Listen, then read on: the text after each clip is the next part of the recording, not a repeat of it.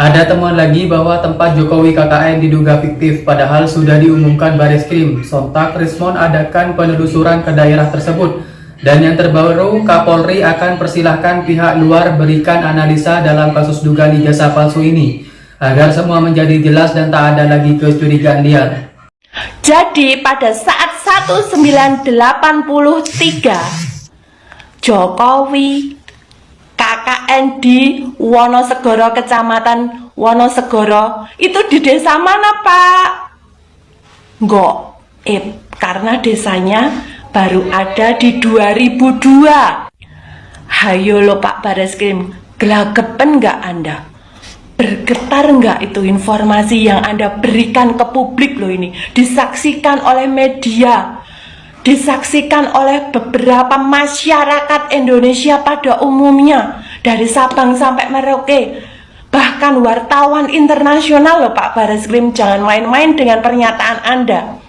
Anda sebagai pihak yang berwenang. Desa-desa ini Pak, yang ada di Kecamatan Wonosegoro Pak, Anda jangan gelagapan ya Pak Bareskrim. Tolong berikan kesaksian yang jelas, yang masuk akal, yang sesuai data Pak. Ini loh Pak, ini nggak bisa bohong Pak. Ini data statistik di Kecamatan Wonosegoro, Kabupaten Boyolali Pak. Ini nggak bisa bohong. Tapi kalau mulut Anda disubal pakai uang, bisa berbohong Pak. Tapi kalau data ini valid Pak. Kalau perlu, monggo, saya tantang Anda ke Kecamatan Wonosegoro. Kita adu bodoh aja lah Pak, adu data. Nanti di Kecamatan Wonosegoro, camatnya pun pasti memberikan data yang jelas bahwa desa Wonosegoro, kalaupun yang dimaksud KKN-nya di desa Wonosegoro loh ya, desa ini baru ada di tahun 2027. Jadi di Wonosegoro bagian mana Pak Jokowi tahun 1983 melakukan KKN? Desa Dedemit, desa Goib. Proyeknya apa Pak di sana? Saya mau tanya. Serius ini, pihak UGM pun harus klarifikasi ya. KKN lama 3 bulan di Kecamatan Wonosegoro, Kabupaten Boyolali pada tahun 1983.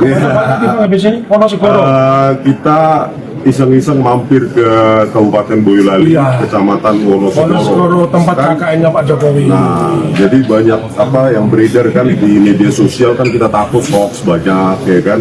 Jadi mumpung kita ada di Solo, kenapa enggak kita mampir untuk ke Boyolali, Kecamatan Wonosegoro. Katanya kalau di media sosial dikatakan bahwa desa-desa tersebut baru berdiri tahun 2000-an. Kan? Bagaimana mungkin seseorang belum ada desanya sudah dipakai KKN di situ. Nah, kita juga kalau bisa nanti meminta camatnya di sana untuk membongkar kembali. Ada nggak mahasiswa UGM ya arsip di kelurahan? Pasti ada itu Pak. So, di kecamatan ada kecamatan juga, ada, kelurahan ada. Jadi ya iseng-iseng untuk investigasi lapangan lah gitu. Jadi teman-teman catat, iseng-iseng berhadiah. Kalau ada data itu berhadiah, kalau enggak ya kita ngopi di sana. Iya. Gini ya Pak Bareskrim, Anda tadi menyebutkan Wonosegoro. Wonosegoro ini kan kecamatan. Nah, jumlah desa dan kelurahannya ada 11. Tolong dipersempit lagi informasi tersebut, bahwasannya jika memang Joko Widodo ini pernah mengenyam program studi KKN di Kecamatan Wonosegoro, itu di desa mana Pak? Biar informasinya jelas. Karena di Wonosegoro ada 11 desa plus kelurahan. Oke guys, sore ini sekitar pukul 4 ya, kurang 10 menit saya berada di Kecamatan Wonosegoro. Ya, kita bersama dengan Bang Rismon Sianipar dan Bang Mikael Sinaga ya, orang-orang penting dari Jakarta ya. Dan kami ingin mendapatkan informasi apakah benar dulu di sini pernah dipakai KKN ya. Kalau orang-orang yang saya wawancara di tahun 90-an Boyolali itu hanya sampai ke Karanggede ya. Jadi di sini belum dipakai untuk kuliah kerja nyata ya. Nah, kita akan cocokkan apakah yang disampaikan oleh Pak Jokowi bahwa tahun itu ya tahun-tahun 80-an ya sampai dengan 80 sampai dengan 85, apakah benar di sini pernah dipakai KKN. Nanti kita akan wawancara orang-orang kecamatan atau orang-orang tua yang pada saat itu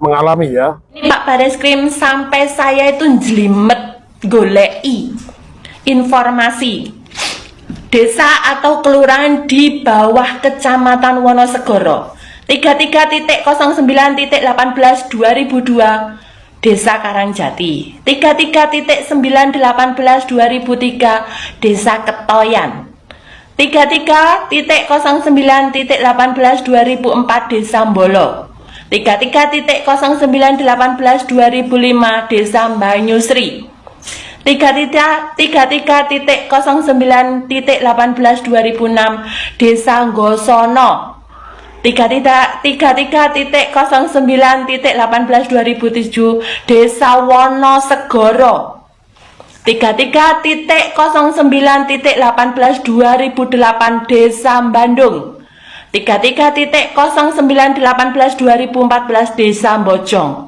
33.09.18/2019 Desa Kauman. Ini kita perlu juga memperdalam statement dari Kapolri tadi, pengawas yang dimaksud eksternal itu seperti apa. Karena kalau yang didesain sesuai dengan Perkapolri nomor 6 tahun 2019 tentang penyidikan perkara pidana, di sana diatur gelar perkara itu ada yang biasa, ada yang gelar perkara khusus. Nah, dalam gelar perkara khusus itu seluruh pihak yang terkait dengan persoalan ini harus dilibatkan, dan dengan adanya gelar perkara khusus itu menjadikan apa yang sudah diumumkan oleh Bareskrim Mabes Polri itu harus dikoreksi kembali, karena kemarin kan hanya sepihak.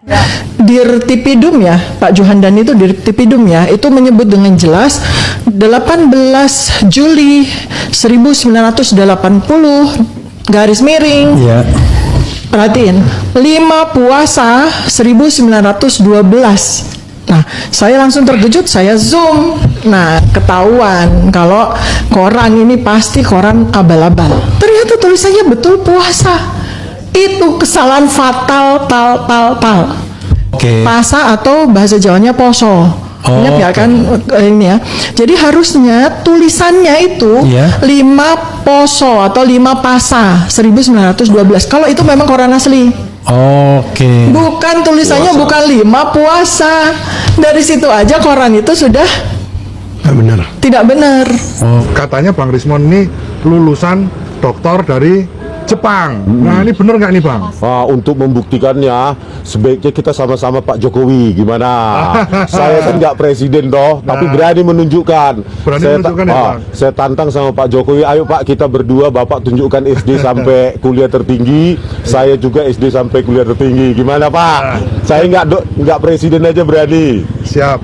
Bang Rismon ini berarti dulu kuliah di Jepang itu di universitas mana, Bang? Yamaguchi. Rismon Sianipar endus kejanggalan lokasi KKN Jokowi. Cek saja ke sana. Ahli digital forensik Rismon Sianipar mendatangi Pengadilan Negeri Surakarta, PN Solo pada hari Kamis. Kedatangan sahabat dekat ahli telematika Roy Suryo untuk memberikan dukungan kepada Muhammad Taufik yang melakukan gugatan keaslian ijazah Presiden ke-7 Joko Widodo alias Jokowi yang sedang disidangkan saat itu. Kepada awak media, Rismon mengatakan sangat peduli dengan kasus tersebut, terutama terkait aktivitas Jokowi saat menempuh perkuliahan di Universitas Gadjah Mada atau UGM, Yogyakarta. Dia juga mengulik program kerja nyata atau KKN yang dijalani Jokowi. Rismon mengaku menemukan kejanggalan atau mendapat temuan baru soal lokasi KKN Jokowi. Dia menduga lokasi KKN di wilayah Kecamatan Wonosegoro, Kabupaten Boyolali tersebut aktif. Menurut informasi yang ia dapatkan, wilayah tempat Jokowi disebutkan pelaksanakan KKN baru disahkan sebagai desa pada sekitar tahun 2000. Sementara Jokowi diketahui telah lulus dari UGM sekitar tahun 1985. Rismon menjelaskan banyak yang beredar media sosial soal hoax lokasi tersebut, sehingga ia akan memanfaatkan kesempatan saat sedang berada di Solo untuk mampir ke Kecamatan Wonosegoro, Boyolali. Terpisah, Jokowi mempersilahkan sejumlah pihak yang mempermasalahkan lokasi kuliah kerja nyata atau KKN saat ia menempuh perkuliahan di UGM untuk mengecek langsung ke lokasi.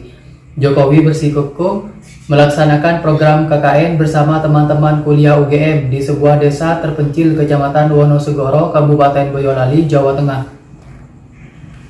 Saat disinggung terkait ahli forensik digital Rismond Hasiholan Sianipar yang menyebut lokasi tersebut fiktif, Jokowi juga mempersilahkan yang bersangkutan langsung datang ke lokasi. Namun, lanjut Jokowi, peristiwa atau kegiatan KKN yang ia lakukan sudah berlangsung lama, sekitar 40 tahun, sehingga kepala desa diperkirakan sudah meninggal. Pasalnya saat itu usianya sudah lanjut. Jokowi mengaku tak habis pikir setelah ijazah dan skripsi, kegiatan KKN juga dipermasalahkan.